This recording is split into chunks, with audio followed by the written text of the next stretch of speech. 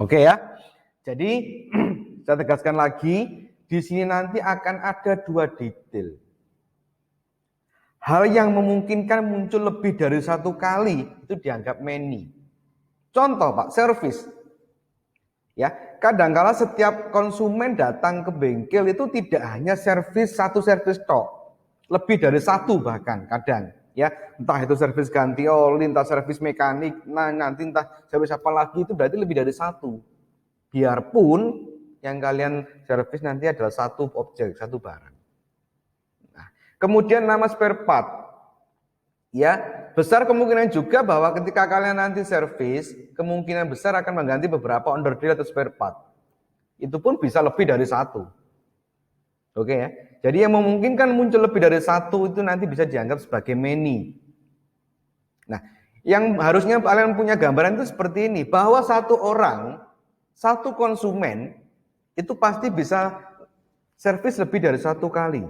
1 orang ketika servis pasti juga ordernya bisa lebih dari 1 kali. Itu sudah one to many, kan gitu kan ya. Saya balik sekarang.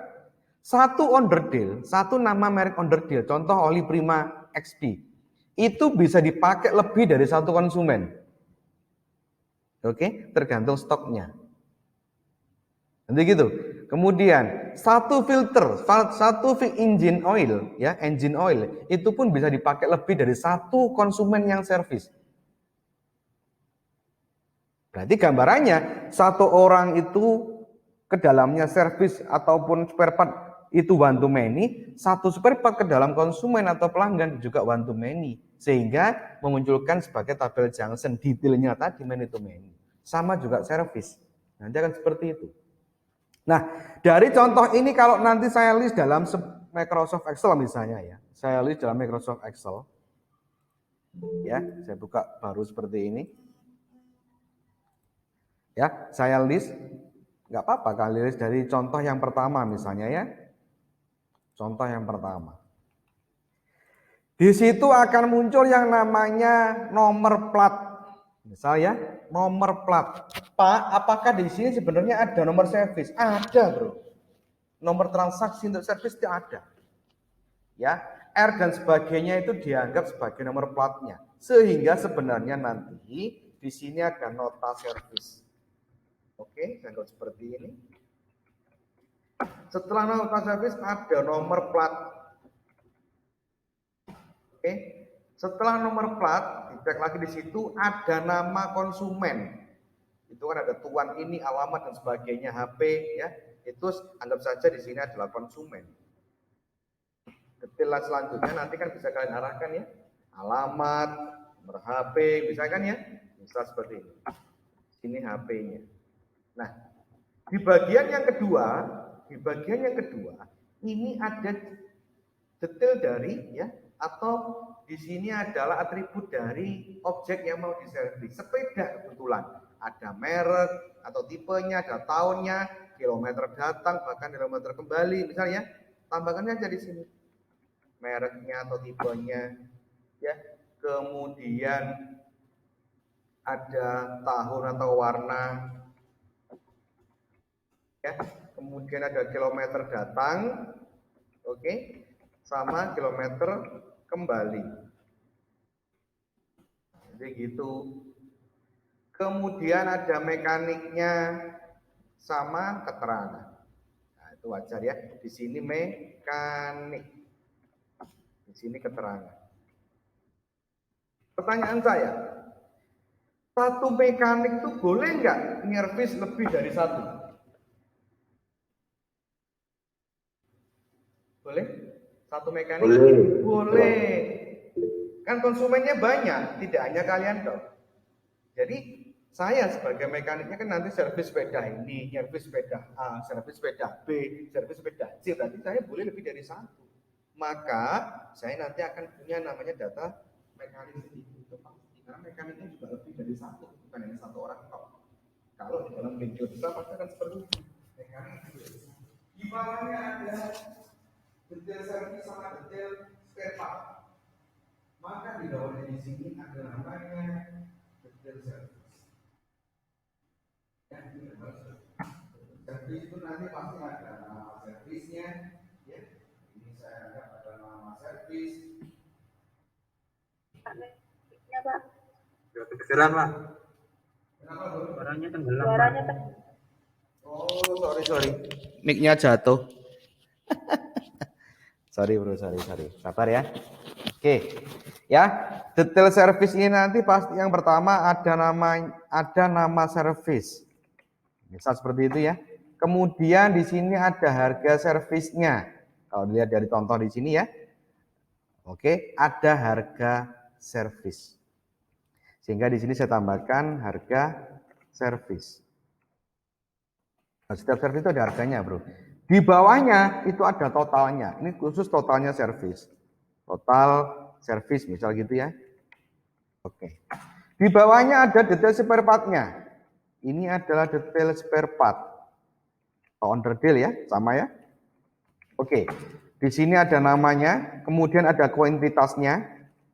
Ya, kemudian ada harganya. Contoh seperti itu. Kalau saya cek di sini. Oke, ya, ada jumlahnya. Itu sama dengan subtotal. Berarti di sini ada subtotal atau jumlah. Enggak apa-apa. Oke ya. Sehingga di bawah nanti akan muncul total spare part. Kan kurang lebih seperti itu ya. Nah, sehingga di bawahnya lagi itu ada total nota, itu berarti kan total service ditambahkan total spare part. Nanti kan gitu ya. Berarti di sini nanti akan ada namanya total nota atau grand total istilahnya gitu. Ya, total nota. Nah, untuk histori yang di bawah, Pak. Histori yang di bawah itu gambarnya kok pindah, bentar.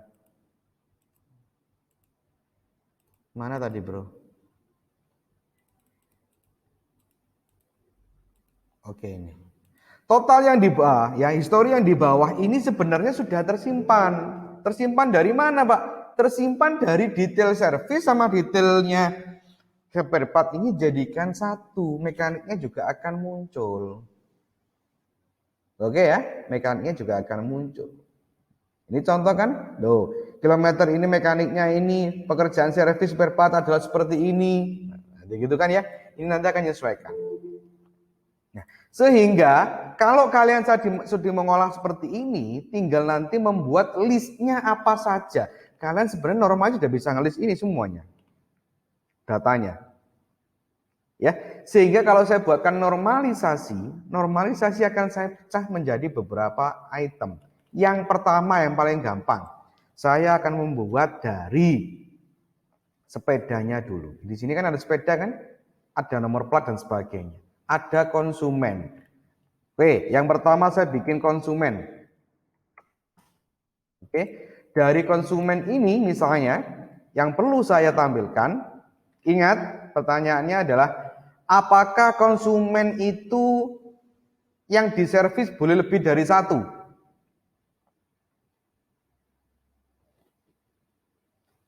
Sepeda atau mobil yang diservis boleh lebih dari satu? Boleh ya? Oke. Kalau boleh maka konsumen harus punya nomor yang dijadikan patokan, yaitu nomor KTP itu sebagai indeksnya. Atau seperti itu. Nomor KTP, misal ya, seperti itu. Kemudian nama, kemudian alamat, kemudian nomor HP atau nomor telepon, ya, tidak masalah ini. Nomor KTP jadikan sebuah primary key. Nanti gitu. Setelah konsumen apa? Sepeda. Saya punya sepedanya. Ya, dari sepeda ini primerinya sepeda adalah nomor plat. Ini nggak mungkin sama. Ya, kemudian mereknya misalnya, ya, kemudian tipenya, oke, kemudian warnanya, kemudian tahun pembuatan, misalnya. Kalau ada nomor rangka, tambahkan nomor rangka, tidak masalah. Sehingga nomor platnya ini saya jadikan primary.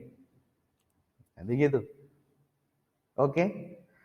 Satu sepeda, banyak konsumen, atau satu konsumen, banyak sepeda.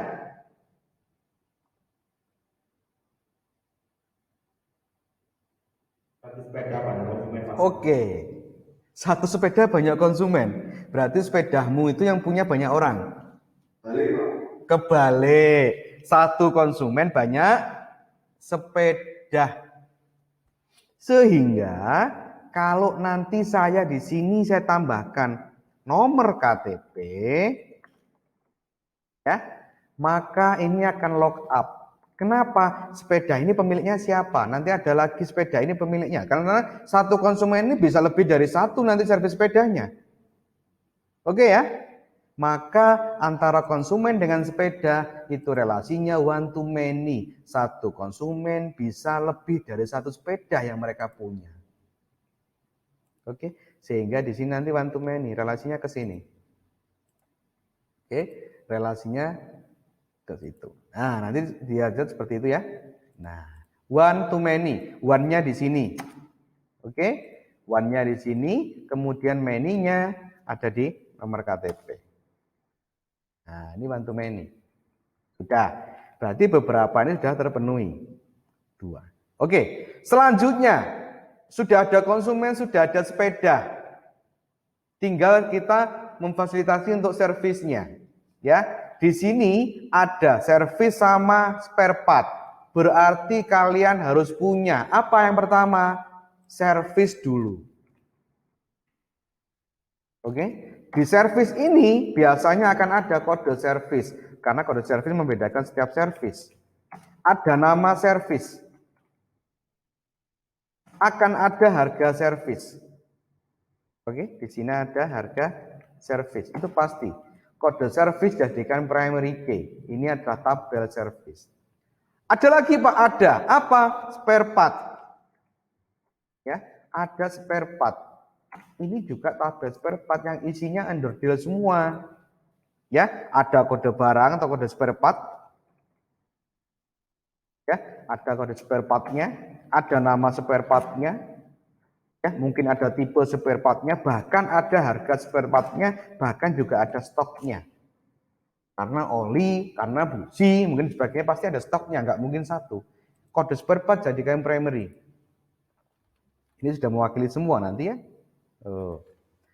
Nah, kemudian sudah ada servisnya Pak, sudah ada spare partnya Pak, sudah ada sepedanya Pak, sudah ada konsumennya.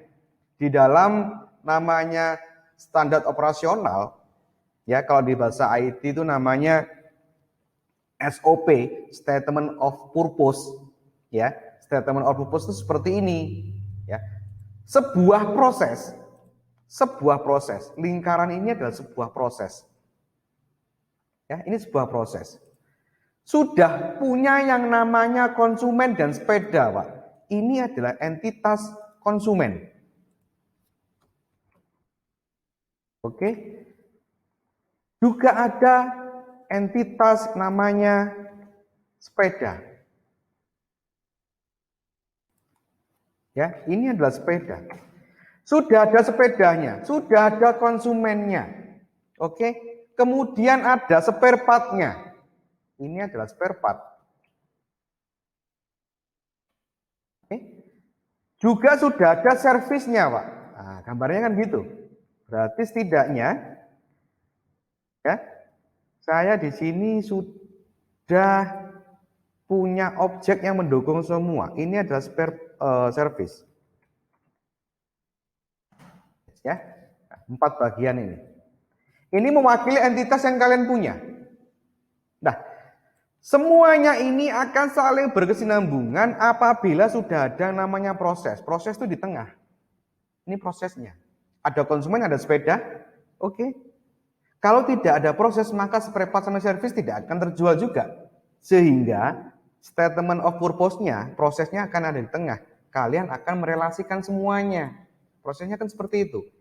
Ini datanya masuk ke sini, ya.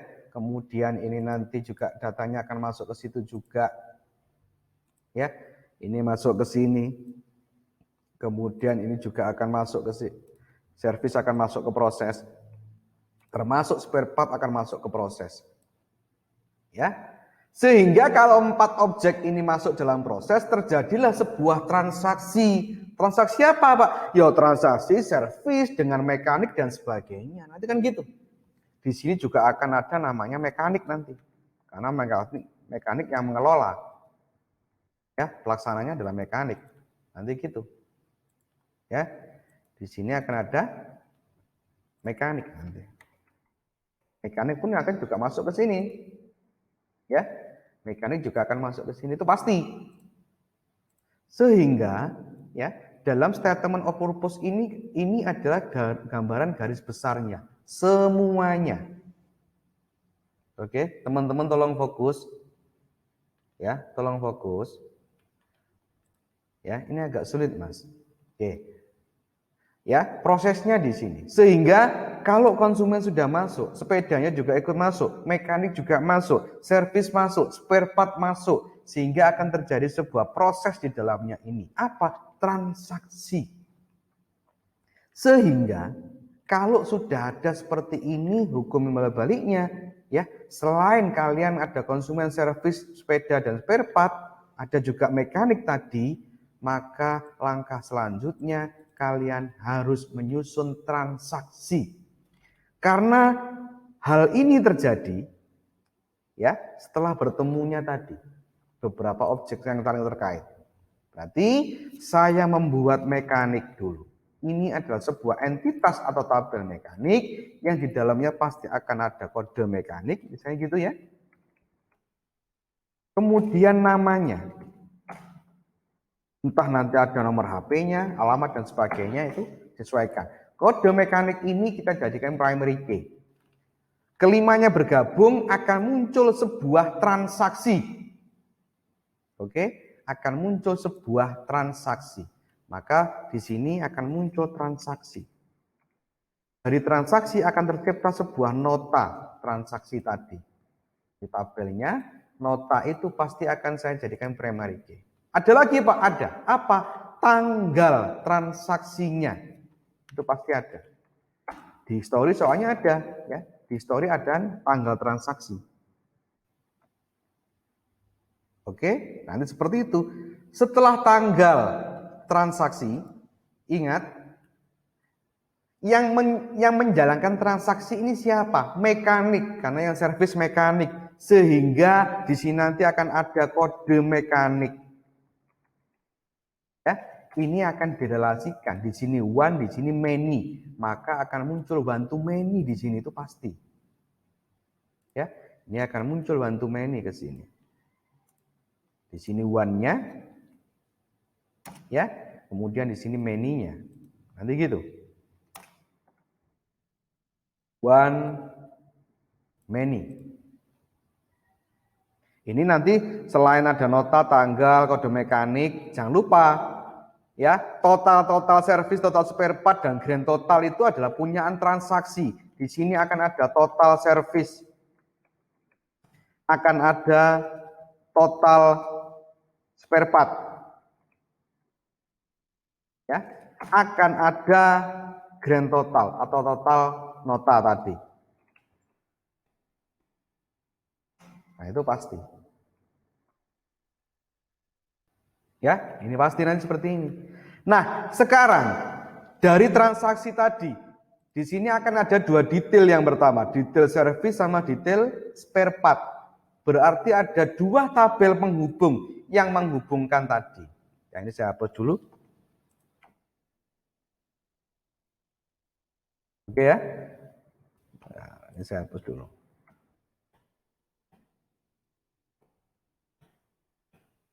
Yang menghubungkan dari spare part dan transaksi, Pak, yaitu detailnya. Ini adalah detail spare part. Ini yang menghubungkan. Di sini ada apa? Yang pertama pasti akan ada nota. Ada kode spare part, itu pasti. Ya? Itu pasti. Kemudian ada kuantitas.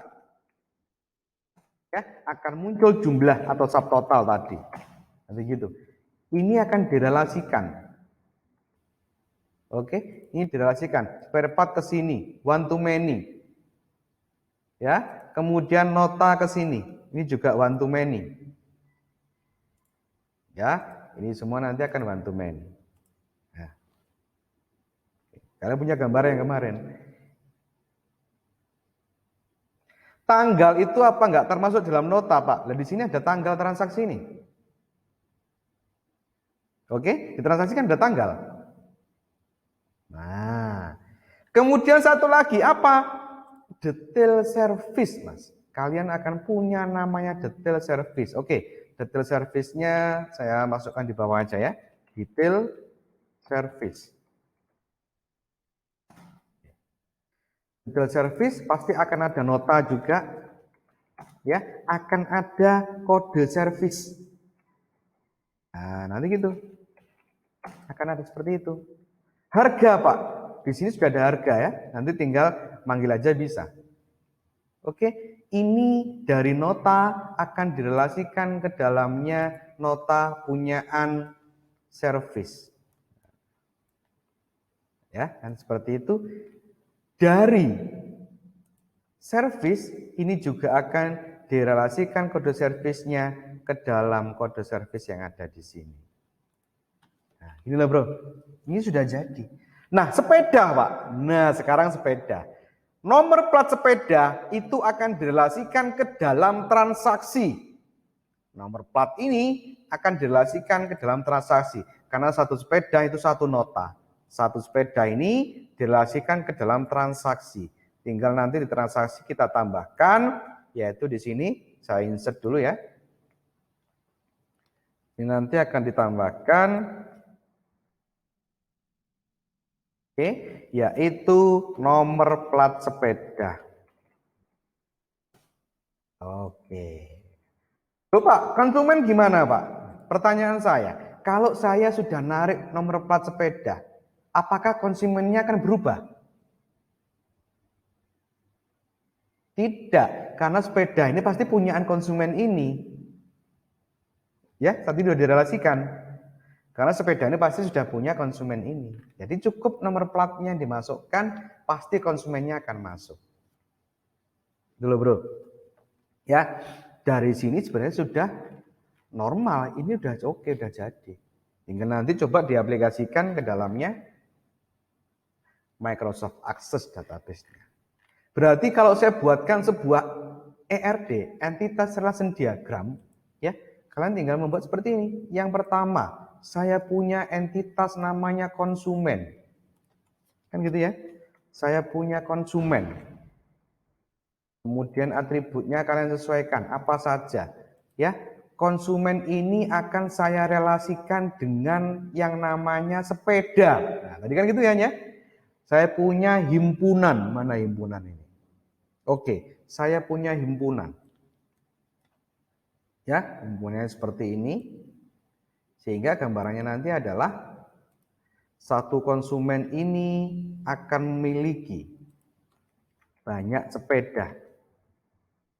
Nah, di sini sepeda.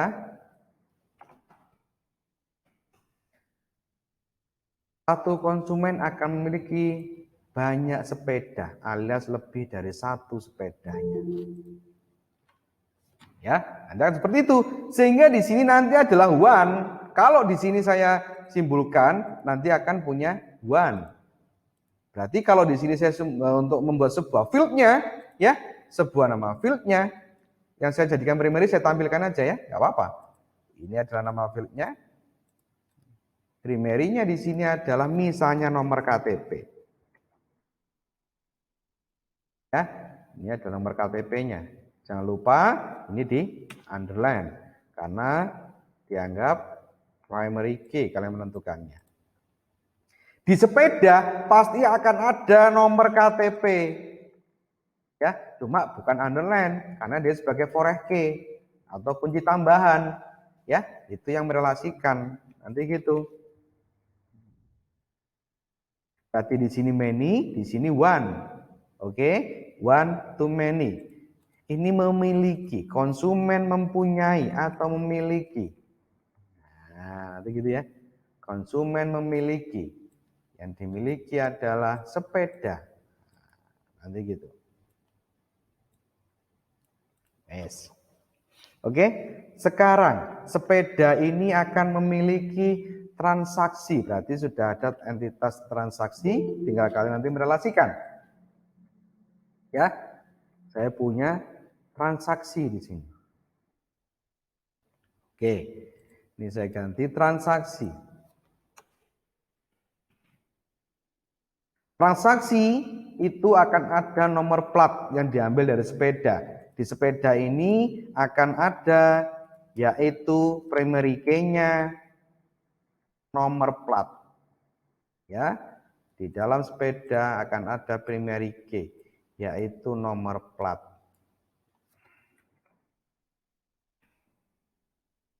Ya, di nomor platnya. Ini adalah primary key nanti gitu. Transaksi akan ada nomor plat, tetapi dia foreign key. Jika disesuaikan seperti ini. Ya. Sebenarnya dari kalian merealisasikan ini gambarannya sudah oke. Makanya saya bilang tadi, beberapa teman mengumpulkan tugasnya sudah lumayan oke. Tidak benar 100% tadi sudah lumayan oke. Oke. Sebenarnya nanti dari contoh ini kalian sudah bisa mengelola. Makanya beberapa nilainya tidak maksimal karena masih analisanya masih sedikit banyak yang salah. Oke, enggak masalah.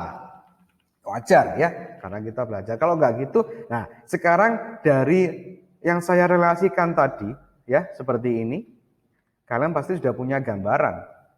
Ya, dengan yang kalian kerjakan sudah sesuai atau belum?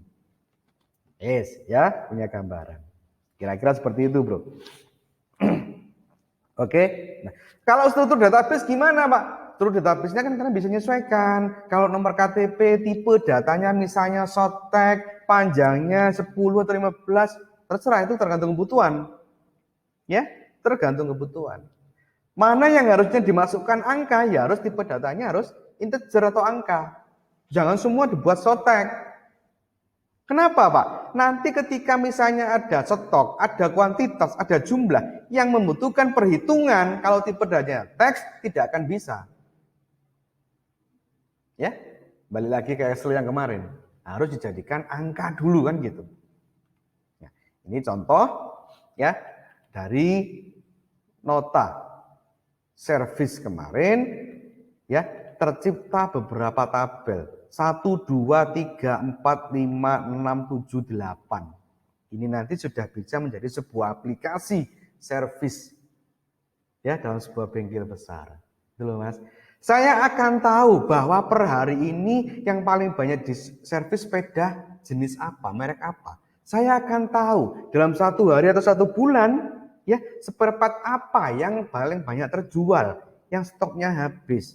Saya akan tahu mekanik ini sudah servis berapa sepeda sehingga saya bisa ngasih insentif. Gitu loh, bro. Ya, nah itu nanti laporan-laporan yang akan dibutuhkan dalam sebuah bengkel besar akan seperti itu. Oke ya, teman-teman punya gambaran seperti itu ya. Nah, oke, pembahasan dari pemecahan yang ini saya tutup dulu, saya akhiri. Nah, sekarang kita masuk babak yang baru. Kenapa, Pak? Dari konsep yang di awal sebenarnya ya hari ini kita akan belajar dengan yang namanya SQL. Ya, struktur query language.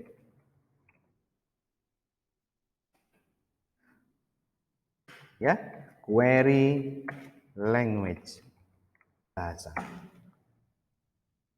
Ya, untuk mempelajari SQL ini yang pasti kalian harus install servernya SQL dulu. Banyak cara menginstal servernya SQL. Seperti mungkin beberapa pertemuan sebelumnya saya jelaskan, SQL ini boleh kalian menggunakan SQL server, monggo kerso. Ya, kalau punya servernya, boleh menggunakan MySQL, boleh menggunakan Progress SQL, banyak ya. Banyak, contohnya banyak. Cuma SQL ini yang nanti kita pelajari konsepnya akan sama, tinggal kita arahkan kemana. Kalau kita arahkannya ke dalamnya web developer maupun Android developer, saran saya kalian menjalankan SQL dengan server yang Apache. Ya, dengan server yang basicnya Apache. Karena nanti Apache ini akan mengenali beberapa perintah terkait dengan kalau di developernya ada PHP, entah versi berapapun PHP-nya, Ya, kalau nanti kita terkait dengan Android-nya, banyak juga yang kita fungsikan. Kita menggunakan Angular, kita menggunakan TypeScript, kita menggunakan misalnya React Native dan sebagainya, itu akan mengenali bahasa itu. Sehingga saran saya, kalian menginstal servernya SQL nanti gunakan yang paling gampang, gunakan SAMPP. Ya, download gratis, murah lagi ya, gratis kecil lagi. Ini adalah server. Ya, lo berarti SAMPP itu server Pak? Bukan. SAMPP itu aplikasi yang memadukan beberapa perintah untuk server tadi. Karena nanti install SAMPP, kalian akan dapat PHP, akan dapat Apache, ya, akan dapat MySQL, akan dapat FileZilla FTP. Jadi ya dapat semua. SAMPP itu adalah aplikasi yang memadukan semuanya tadi. Kalau nggak pakai SAMPP Pak, saya mau install Apache sendiri, silahkan, nggak apa-apa. Oke, nah kebetulan di sini yang sudah saya siapkan tadi, saya menggunakan SAMPP versi VC15. VC15 ini nanti akan mengenali ya basic MySQL dengan versinya MySQL adalah PHP 7.4 PHP-nya. Nanti gitu ya, kalian boleh download silahkan, kecil kok Mas, 150 mega cuma ya. Ini nanti, ini saya ajari cara installnya dulu. Ya, kalau kalian nanti sudah dapat contoh ya, tolong sesuaikan dulu dengan apa Pak? Dengan Windows kalian. Windows kalian menggunakan yang 86 bit atau 32 bit atau yang 64 bit. Oke. Ngeceknya gimana Pak? Wah nih, ngajarin ngecek bisa. Enggak apa-apa ya. Di disk PC nanti properties kalian bisa cek. Ya, di disk PC properties nanti kalian akan bisa ngecek. Ya, di sini akan muncul. Oke. Disk PC properties tadi, kemudian bisa ngecek di sini ada fasilitas system type. Jadi operasi sistem kalian Windows itu menggunakan yang berapa byte? Di sini menggunakan 64 bit, Pak. Oke. Berarti kalian nanti install SAMPP yang versi 64. Jangannya 32. Oke. Nanti ini saya contohkan, ketika kalian install, sudah dapat ini ya, kalian install dulu. Prosesnya lumayan lama, nggak apa-apa. Pak, installnya apakah harus online? Tidak. Kalau kalian sudah punya aplikasinya ini, tinggal dijalankan aja. Ya, tinggal install saja. Bentar ya, ini ada prosesnya soalnya.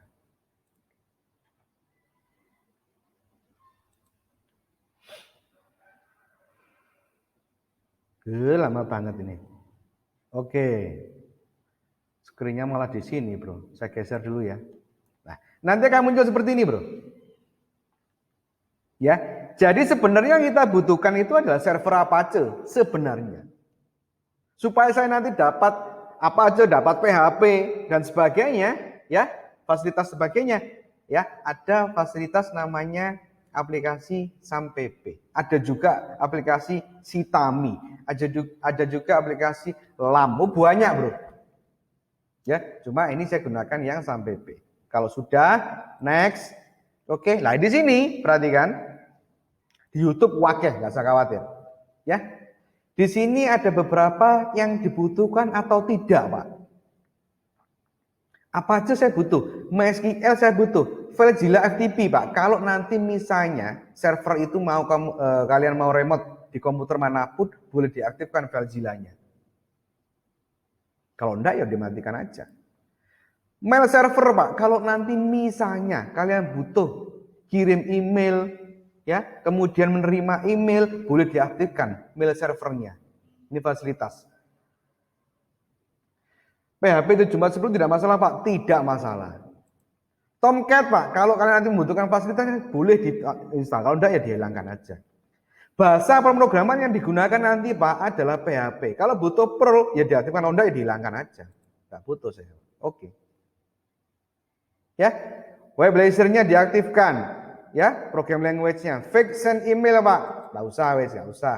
cukup PHP misal seperti ini. Ya udah, diinstal aja biar nggak terlalu besar. Ini nanti kalian tentukan ya, mau diinstal di drive D atau drive C. Ya, kalau di C ya di C saja. Kalau sudah, next. Ya, bisa pakai bahasa Inggris saja lah ya. Nggak usah bahasa Jerman. Kesulitan kalian nanti ya. Next. Sebentar kok ini bro prosesnya. Ya, hasil instalasi nanti.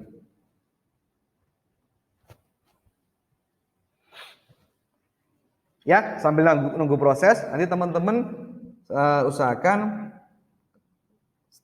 habis hari Jumat ini segera install aplikasi ini ya.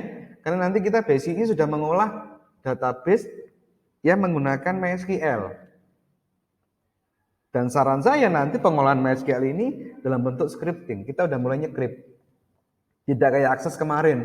Ya, kita bikin tabel, di drag, selesai. Ini tidak seperti itu. Kenapa Pak? Karena nanti ketika kalian membuat sebuah aplikasi programmer, tidak ada kita menyeleksi sebuah database, kita menyeleksi sebuah field, itu secara otomatis tidak ada. Di drag ini tidak ada. Karena semua adalah script. Jadi mulai nanti kita sudah mulai agak nge-script dikit-dikit. Ya, aja agak-agak. Dikit-dikit dulu aja. Mungkin teman-teman lainnya sudah pernah belajar tentang MySQL, pernah belajar tentang PHP, ya. Mungkin sudah terbiasa. Tapi tidak masalah. Di sini kita konsep mulai dari nol lagi. Ya, harapan saya mungkin teman-teman yang dari SMA, ya, dari MAN, materi-materi tentang RPL dan sebagainya kan belum tentu bisa. Kalau di PHP sudah katam Pak, enggak masalah. Katam versi kalian itu belum tentu juga katam versinya di Awareness.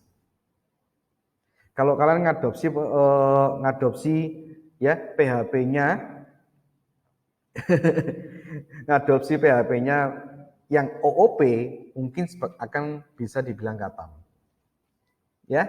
Nah, kalau hanya PHP konsep kalian basic, kalian belajar atau tidak aja bisa. Gitu ya. Nah, nggak apa-apa. Nanti teman-teman yang mungkin sudah pernah belajar, harapan saya juga berbagi sharing dengan teman-teman lainnya yang notabene belum pernah belajar. Oke ya? Jadi biar sama-sama belajar. Ingat ya, tetap semangat. Nggak usah khawatir. Ya, saya awam banget Pak. Nggak masalah, kita belajar dari nol Mas. Ya. Harapan saya nanti teman-teman sudah bisa bantu teman-teman lainnya ya. Oh harus seperti ini loh, harus seperti ini. Nggak masalah. Ya, berbagai macam ilmu nanti dengan tentang PHP maupun framework lainnya ya, bukan di sini nanti kita menunjukkan saya sudah bisa Pak, saya sudah katam ini Pak, bukan seperti itu ya, karena belajar IT tidak pernah ada katamnya, selalu ada yang baru. Yang belum punya laptop gimana Pak?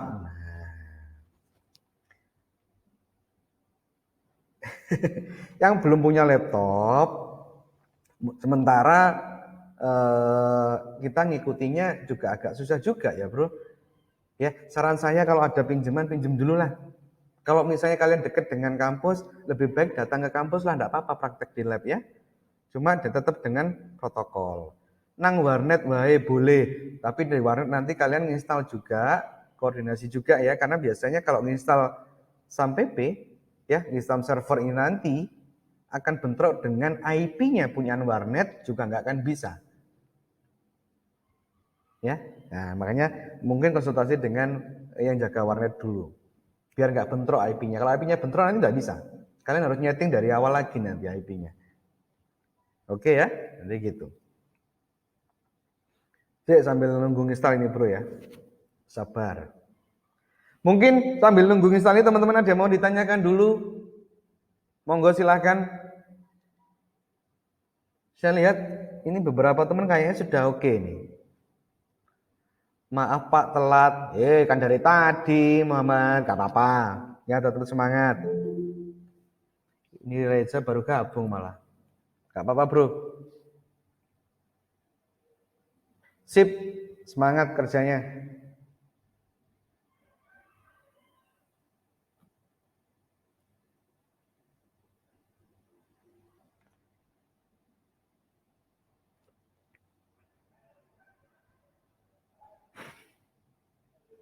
Tinggal dikit ya. Nanti saya jelaskan beberapa item yang lumayan penting nanti ya terkait dengan ini. Kenapa ini saya suruh install dulu? Karena nanti materi kita selanjutnya akan bergelut terus dengan ini, bro. Ya, nggak apa-apa.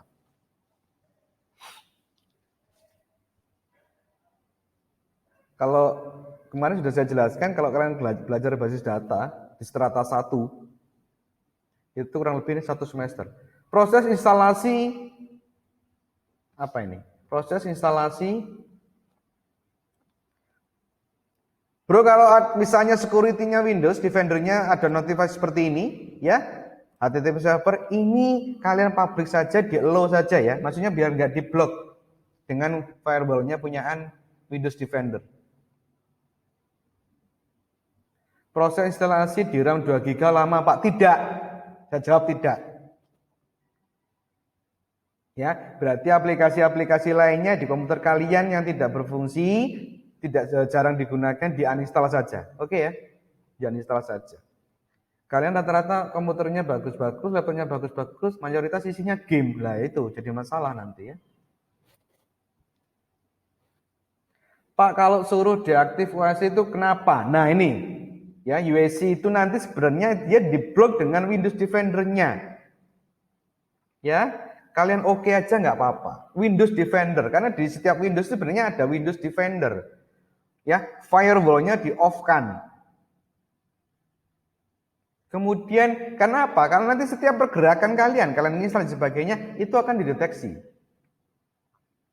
Ya, nggak apa-apa, itu dilanjutkan aja nggak apa-apa. Itu maksudnya memberitahu bahwa Windows Defender ini mendeteksi beberapa file yang mungkin agak mencurigakan. Dilanjutkan nggak? Dilanjutkan saja, ini nggak apa-apa. Ya, dilanjutkan saja. Bentar bro, masih 75% tinggal treat, ya selesai habis itu. Oke, perhatikan di sini sudah selesai kan ya? Do you want to start control panel now? Berarti nanti kalau misalnya ini saya hilangkan dulu, saya finish. Ya, hasil instalasi tadi kan saya arahkan ke dalamnya drive C. Betul ya? Di drive C. Di drive C nanti akan ada folder namanya sampp.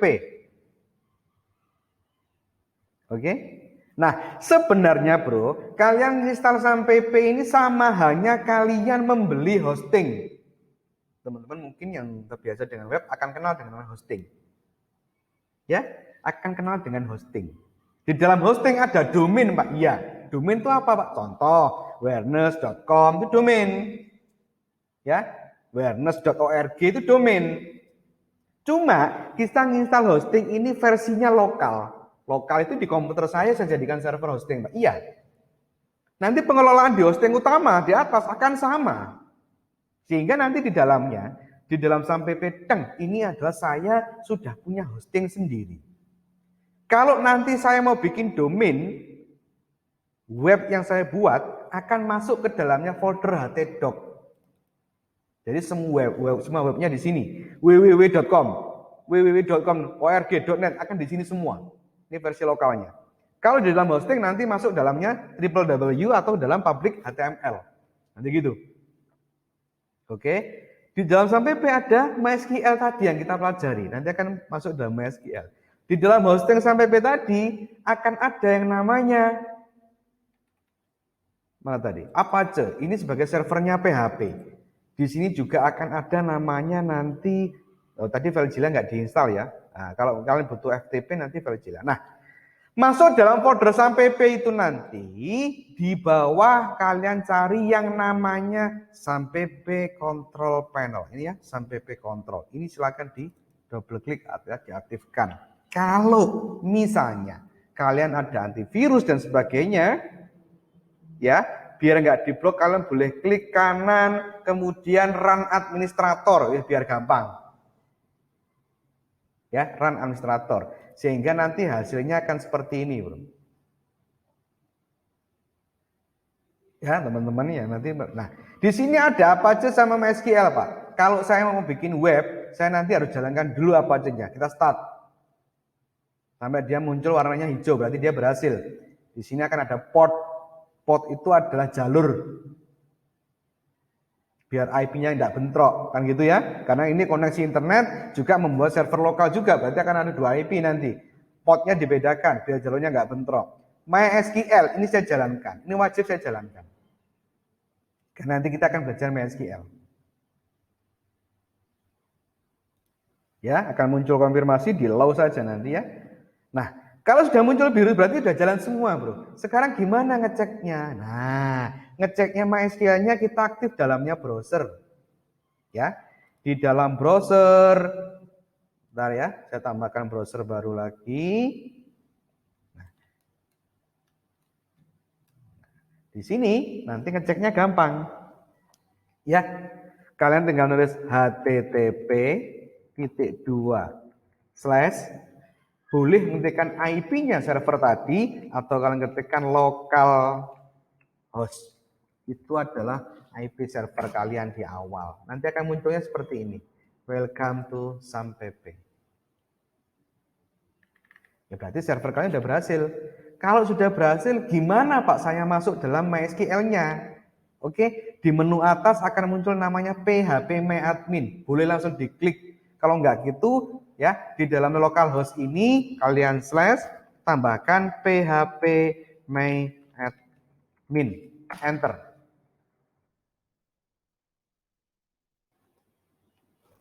Oke, sabar ya. Enter. Ini adalah editor untuk mengolah database menggunakan MySQL. Kalau kemarin kalian mengolah database menggunakan Microsoft Access, ini menggunakan MySQL. Ini loh bro, ya. Nah, nanti akan script semua di sini. Ya, kita akan nge-script ya. Nah, kira-kira seperti itu ya. Tutorial untuk installnya, teman-teman, IK1, IK2.